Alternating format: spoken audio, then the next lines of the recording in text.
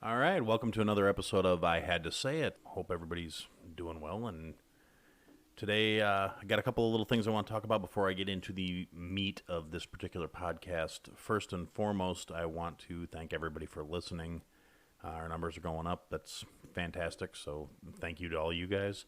Second off, I wanted to let you know we've made a few changes to my setup as far as what I'm recording with. So for right now, the sound quality may be a little different. I have run a few tests. I think it sounds okay, but if it's noticeably different on whatever platform you're listening to, please shoot me a message, let me know so I can adjust it accordingly. Another thing to note is we've got a website now. I'll put a link in the episode notes, but it's www.ihadtosayitpodcast.com, all one word.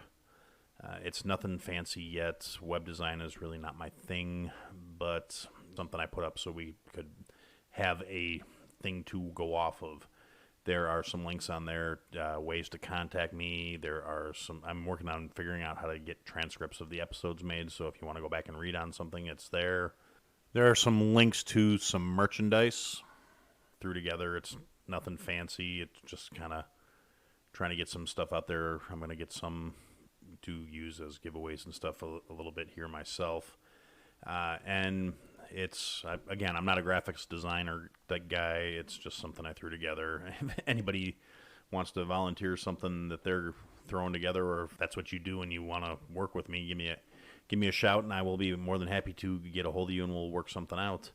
So there are some links to merchandise and stuff on there. And that being said, with things now that I've started to work out most of the kinks and things are starting to come together, I'm going to be doing a little bit of a format change. The episodes are going to get a little bit longer, more in the 25-30 minute range, because I think that's doable, but it's not too much as far as what you guys are listening to. And if that is too long and you want me to keep them shorter, let me know.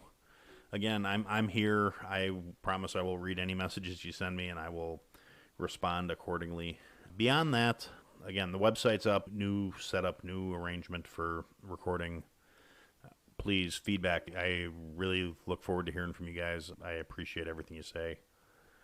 And I appreciate your support. So, all right, since that's out of the way now, we're going to start in on this particular podcast is actually going to be the first one based on a listener suggestion. I got a message about this a couple days ago, and I've been ruminating on it a little bit, and we're going to have a little talk about it.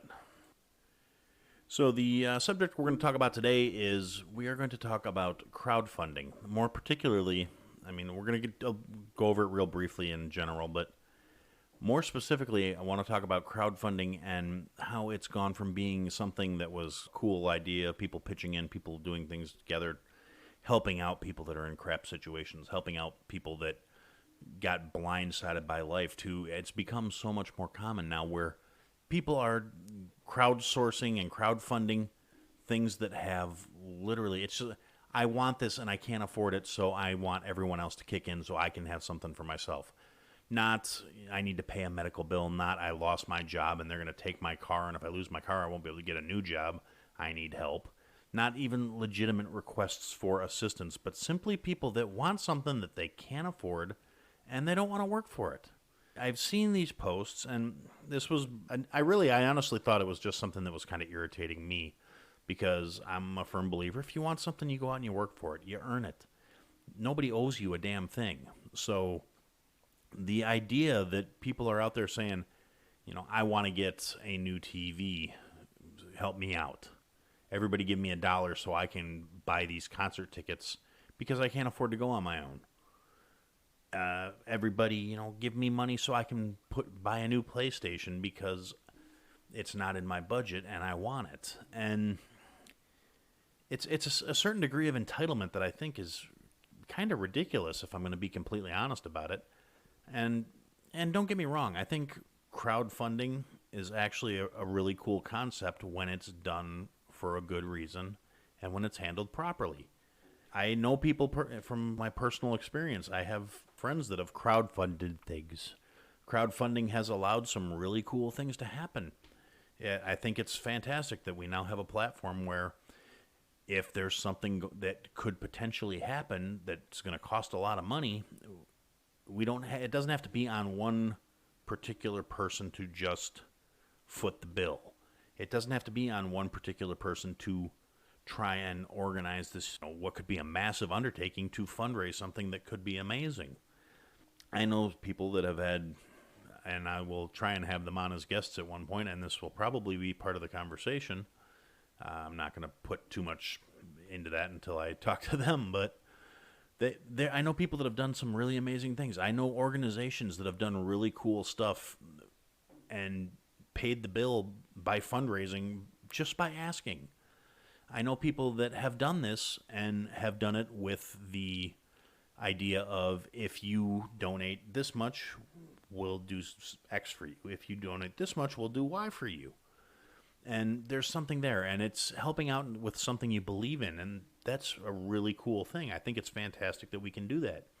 It allows for organization and arrangements on a level that it used to be you'd have to be out there standing on the street corner selling candy bars or bags of oranges or whatever you got your hands on, and it was up to you to find the product to sell. It was up to you to figure out how much of a markup you were going to make that people would still tolerate to pay for whatever it is you're trying to hustle to get this money together. And you would have to go out there and say, I'm fundraising for this, to explain to people why you were trying to sell them a $2 candy bar for $5 or whatever the case may be. So crowdfunding can actually be a really good thing, but it's like everything else. It depends on how you use it. I think mortars and explosives can be a really good thing if you use them properly. I'm one of those people. I like to watch things blow up. It's cool. I love fireworks. Fireworks are amazing. But if you're not careful with them, if they're not used properly, you're going to blow a hand off or worse, kill yourself. But that's neither here nor there. Where I take issue is, as a society, we've gotten so used to the acceptance of, well, I want this, so I should have it. Oh, I don't have the resources to have it. I'm not going to work for it. I just want everybody else to foot the bill. And there's a certain degree of this entitlement where it's joked about, it's laughed about online. A lot of people will take screenshots and put these kind of things on blast. But you've got people out there, and part of it, I believe, is honestly the obsession that our culture seems to have with celebrity status and reality type television, where they're looking at, oh, look at what these famous people are doing. Where we've got an entire generation of people that think because they ask for something, they think that's enough.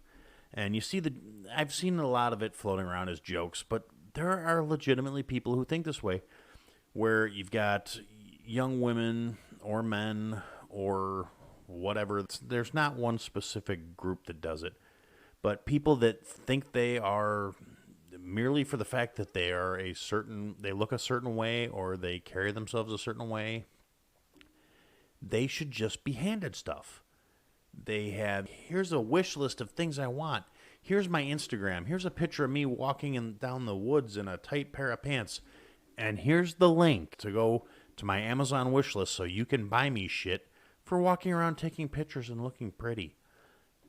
It's absolutely ridiculous, and it's a sense of entitlement. And then it goes to the next level with some of these crowdfunding scams. There's really nothing else to call them. There are people out there, and this has come up in conversation, and it was actually just a weird timing kind of thing where someone wrote to me and said, hey, what do you think about this? Because I had just had this conversation with someone the other day. And the two are semi-unrelated, other than the fact that they're both about crowdfunding. We were talking about something we had read, a local thing, without putting anybody on blast. A local lady who had been setting up GoFundMe pages to offset funerary expenses for people who weren't even dead. I understand when I see somebody who's setting up a GoFundMe page for offsetting medical expenses. American healthcare is extremely messed up. Healthcare in this country, I'm not a big fan of socializing anything. At the same time, the insurance companies they should be nonprofit organizations. They should not be posting record amounts of money every quarter because you're paying $10,000 for a friggin' aspirin. But that's neither here nor there. We're talking about the funding. Yeah, I understand how a family gets hit by an unforeseen medical expense and all of a sudden has nothing left. I've been there myself and I've never had major, massive surgeries or major, massive, expensive things, but minor things where I've all of a sudden had $5,000 or $6,000 out of pocket that I wasn't planning on spending. I didn't have it budgeted. I didn't have the money. I was not making great money when I was in that situation. And the bills pile up, and what can you do? Your options are not pay them, declare bankruptcy, be barred from getting health service at that particular facility ever again, or go out there and try and fundraise the money. And the crowdfunding is great because you don't have to have people that are right there. A lot of times you've seen people having fundraisers at bars or restaurants, or at least you used to pre-COVID, and God knows when that's ever going to come back. But again, off the track, you would see Johnny has cancer, we're having a benefit for him, and there's going to be raffles and prizes and all these things to get people in the door to help offset these expenses. Now, the big difference being with most of those live in-person situations, you know where the money's going. Somebody representative of where that money is going is involved in the process. The internet adds that degree of anonymity where I've heard stories, some firsthand accounts, some I heard from a guy kind of situations, but they're too similar to be too far off the mark, of people where there was a death in a family and it was someone that a person or group of people knew, and they decided to have a fundraiser and on the behalf of the bereaved, not even the people that were having to deal with the funerary issues and things like that. They weren't even involved in this. There were people doing it in their name and swearing up and down they're going to make sure they get that money. But I know a couple people that back in the day threw keggers to try and fundraise for somebody's parents dying, and the people with the dead parents didn't see a lick of that money. And, they justify charging $10 a cup at the door to get in. And, oh, yeah, we're giving this to so-and-so because their parents are dead, and then just pocketing the cash. And that's despicable. When you're doing it on what is literally a global scale, you've gone from petty and despicable to downright frickin' horrible, because you're preying on people's sympathies that literally have no way of knowing that you're full of crap. It's just another version of the scams and these call centers that are calling people, just cold calling random numbers or getting your number off a call list and asking to speak to somebody and then trying to scam them out of their social security numbers. You're no better than the guy that's calling up trying to rip your parents off because they're retirees and they don't know that they're getting ripped off because they heard that the IRS wants to talk to them. They must be in trouble. They've got to fix it. Give them all your information. Next thing you know, their credit's shot. They're bankrupt. They've given out their bank account numbers, and it's been cleaned out by digital routing. It's ridiculous. And once you're at that point where you're running for lack of a better way of putting it, a BS GoFundMe kind of situation, you're literally no better than these people because you want something for nothing. Your work consists of coming up with a lie because you know you don't actually deserve what you're trying to get, and you're petty enough to say, well, they don't need their money as much as I do.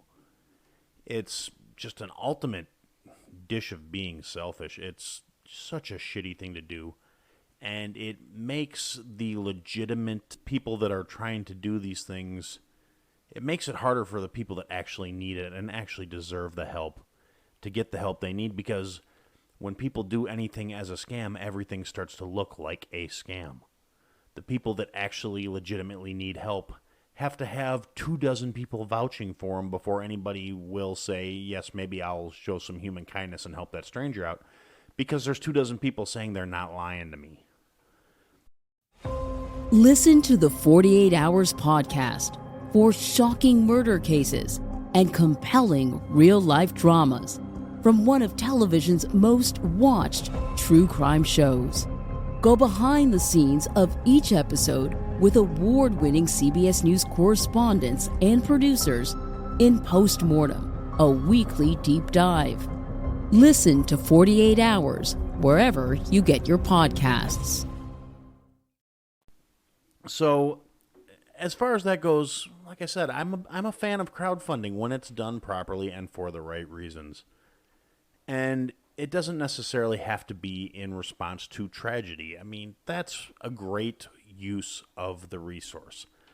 GoFundMe and other crowdsourcing and crowdfunding services that exist are fantastic.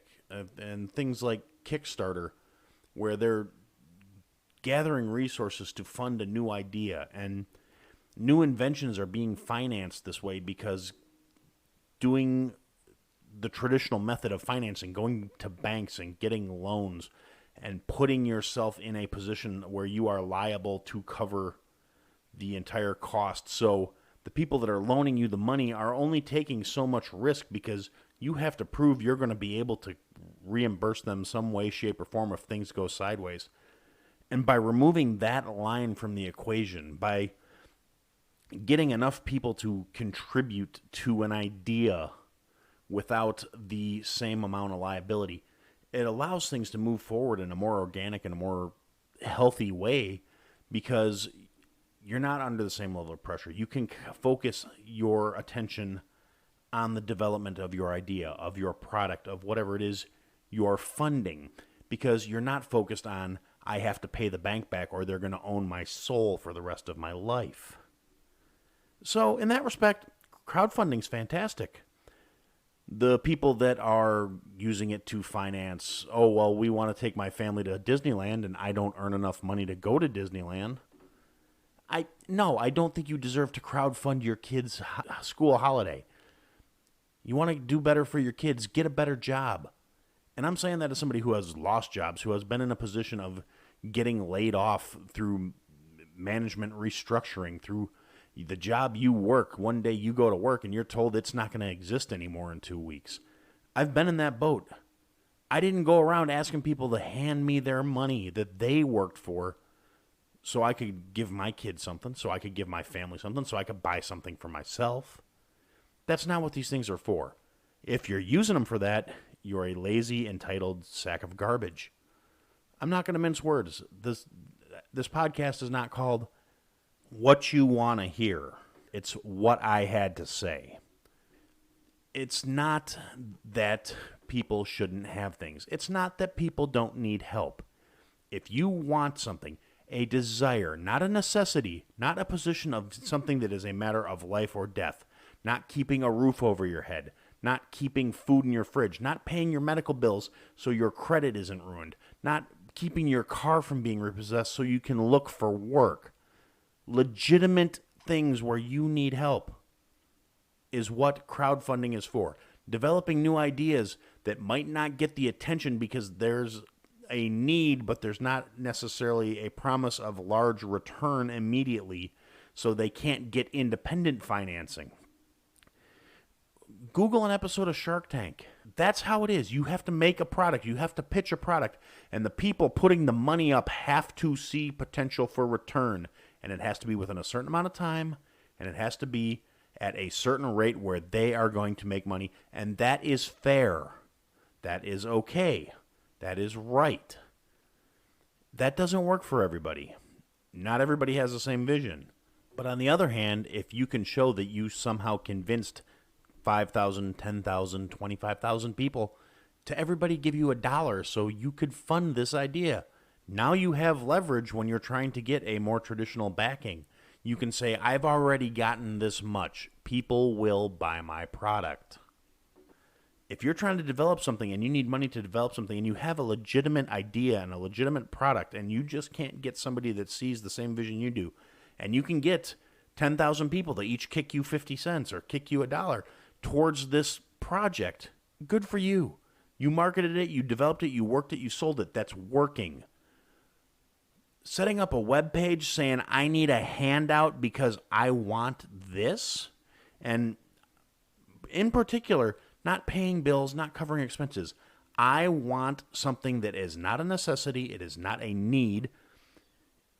as often as not when I see these things, it's something frivolous or stupid. It's one thing to say, hey, can someone loan me $50 because I need to buy a new battery for my car so I can keep getting back and forth to work. Operative word there being loan. If somebody offers to loan you the money, or you ask someone to loan you the money, that's fine. That's the intention of repaying the money. Saying, hey, just give me $50. You have it and you don't need it. Yeah, I have it and I don't need it and it's mine. I earned it. I worked for it. It belongs to me. Saying that just because I have it, you should have it, is dumb. It's selfish. It's unreasonable. If I wanted you to have it after I worked for it, I would give it to you unprompted. The thing I keep coming back to, and I don't think the part people seem to focus on when I have this conversation is they seem to think I'm saying nobody should ever ask for anything, and that's not the truth. I have had to ask for help. I understand how it is. Personally, I don't know how some of these people can function like this because I hate having to ask someone else for something. I hate the idea of saying I need a hand up. I definitely don't want a hand out. If I have to ask you for something, you better believe it's not going to be a gift. It's going to be a loan. If I have to ask you, hey, can you help me out? I will do something to make it up to you.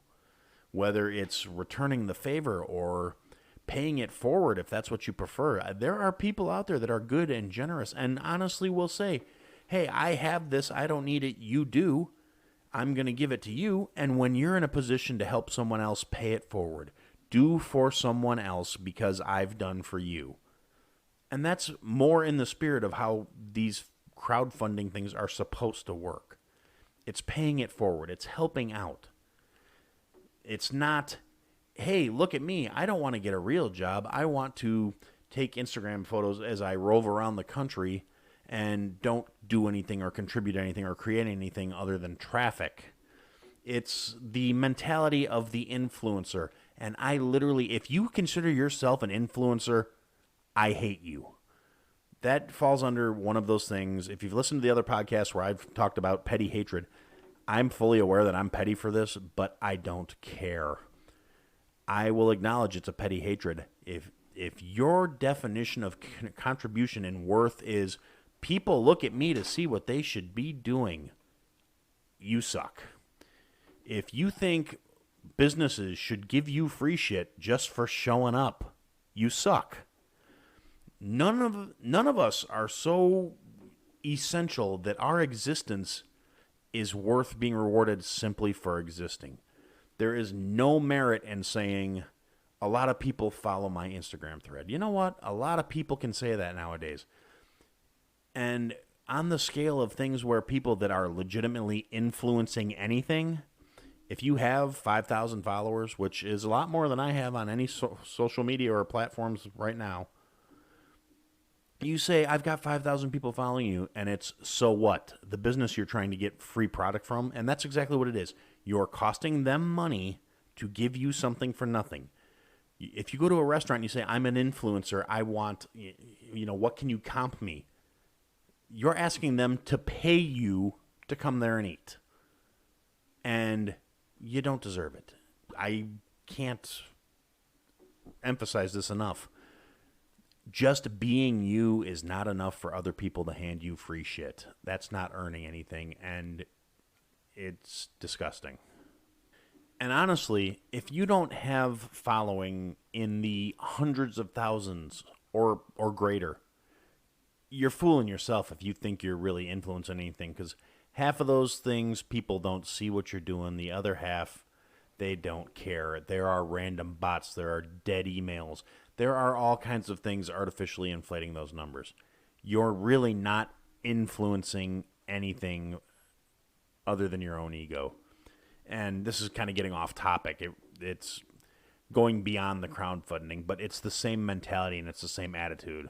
And I'll talk more about influencers some other time. But for now, that's what I had to say. And don't forget, check out the website, ihadtosayitpodcast.com. Spread the word. Tell your friends. If you don't like it, tell me.